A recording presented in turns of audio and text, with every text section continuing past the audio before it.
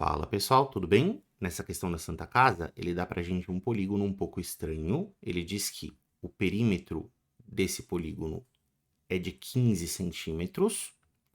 Ele fala que os segmentos AF, que são esse de baixo, e o BC aqui em cima são paralelos, e que os pontos A, E e F são colineares. Aí, AB igual a 1, BC igual a 2, CD igual a 3, e ele diz também que o AE mede 4. Então, todo esse comprimento que vai do A para o E é igual a 4. E a gente precisa calcular o seno do ângulo DEF, que é esse ângulo que eu vou chamar de alfa aqui para fora da figura. Como é que a gente vai fazer isso daí? Bom, se ele quer o seno desse ângulo, a primeira coisinha que eu penso para calcular o seno é tentar criar um triângulo retângulo, né? Porque se a gente conseguir um triângulo retângulo com o ângulo alfa lá dentro, calcular o seno é fácil. É só fazer cateto oposto e dividir pela medida da hipotenusa. Como eu vou criar esse triângulo retângulo? Vou baixar a altura a partir aqui do ponto D. Opa, consegui criar um triângulo retângulo, né, que contenha esse ângulo alfa, perfeito. Então, o seno de alfa vai ser DG, que é o cateto oposto, sobre DE, que é a hipotenusa. Mas fica a pergunta, né? Qual é o comprimento de DG e qual é o comprimento de DE? Como é que eu vou calcular esse seno? A primeira coisa que a gente pode fazer é partir dessa informação do perímetro. O perímetro de A, B, C, D, E, segundo o exercício, é de 15 centímetros. E esse perímetro vai ser dado pela soma dos lados que formam esse polígono, né? Então, AB mais BC mais CD mais o DE e termina com o segmento EA ou AE. Tudo isso dá 15. Para nossa sorte, a gente conhece quase todas essas medidas. O AB é 1, o BC é 2, o CD é 3, o DE é exatamente o que você está procurando e o AE mede 4. O que você conclui a partir daqui? Que o DE vai ser 15 menos todas as medidas conhecidas, né? Se eu pego 15, tiro 4, tiro 3, tiro 2, tiro 1, isso daqui vai ser 5 centímetros para o DE, que é a hipotenusa do triângulo DEG, que a gente quer utilizar para calcular o seno. Então, uma das coisas, beleza, a gente já conseguiu calcular. Como é que você chega, então, no cateto oposto, né? Que seria a altura aqui desse triângulo. Eu vou separar essa altura em duas partes. Se você prolongar o segmento BC, você cria a primeira parte da altura, que vai desse ponto H para cima. E qual que é a utilidade de você fazer isso? Bom, eu crio aqui um triângulo retângulo, que é esse triângulo DCH. Eu tenho a hipotenusa desse triângulo, que é 3, e eu sei que esse ângulo externo é de 120 graus. De maneira que o ângulo interno, que é o suplemento de 120, é o que falta para o 180, é um ângulo de 60. Então, eu posso começar o meu cálculo pensando no triângulo DCH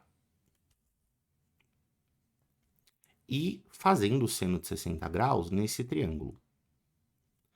Então, o seno de 60 é o DH, que é o cateto oposto, sobre a hipotenusa, que é o 3. E pela tabela de ângulos notáveis, você sabe que o seno de 60 é a raiz de 3 sobre 2. Então, se você pegar e passar esse 3 multiplicando para lá, você conclui que DH é 3 raiz de 3 sobre 2.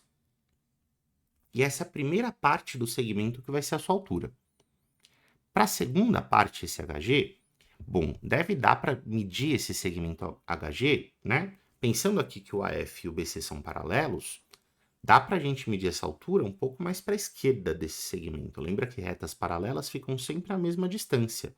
Eu posso medir essa distância em qualquer ponto das retas.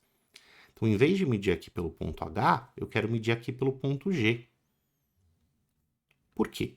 Por dois motivos. Quando você baixa a altura do ponto B, vou chamar esse ponto em que a altura chega de I, a gente separa essa coisa estranha que tinha ali em um retângulo, que é esse retângulo BIGH, e um triângulo retângulo aqui na esquerda que tem um ângulo notável, né? Então, dá para calcular a altura aqui pelo lado esquerdo, e usando os fatos de que os lados opostos do retângulo são iguais, a gente usa a altura BI no HG, que é onde a gente está necessitando da medida.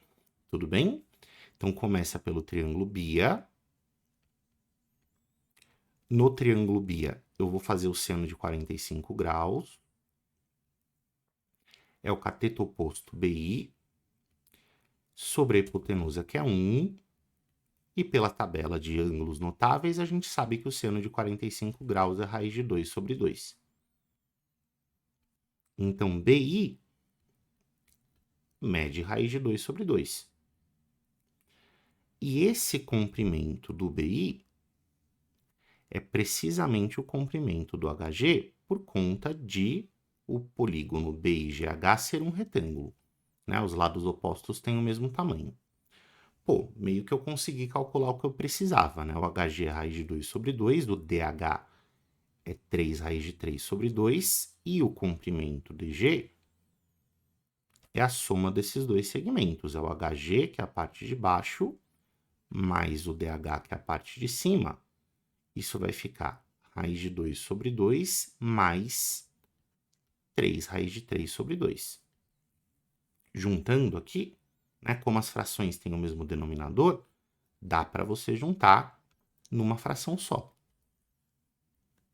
Fica raiz de 2 mais 3 raiz de 3, tudo sobre 2. E esse é exatamente o comprimento que faltava para você calcular o seno do ângulo alfa. Agora, finalmente, olhando para esse triângulo DEG, que foi o primeiro triângulo que você criou lá no começo do exercício, né, o triângulo retângulo onde aparece o ângulo alfa desejado pelo exercício, aí você pode fazer, finalmente, que o seno desse alfa é cateto oposto sobre hipotenusa, o cateto oposto é raiz de 2 mais 3 raiz de 3 sobre 2, e a hipotenusa, que foi a primeira coisa que você calculou no exercício, mede 5. Então, fazendo uma divisão de frações aqui, lembra que para dividir fração, conserva a primeira, raiz de 2 mais 3 raiz de 3 sobre 2, e multiplica pelo inverso da segunda. O inverso de 5 é 1/5. Portanto, o seno de alfa vai ser raiz de 2 mais 3 raiz de 3. Tudo isso sobre 5. Sobre 10, perdão, né? Que é 2 vezes 5. E aí, tem alternativa para isso? Tem alternativa para isso. A alternativa correta está lá no item C.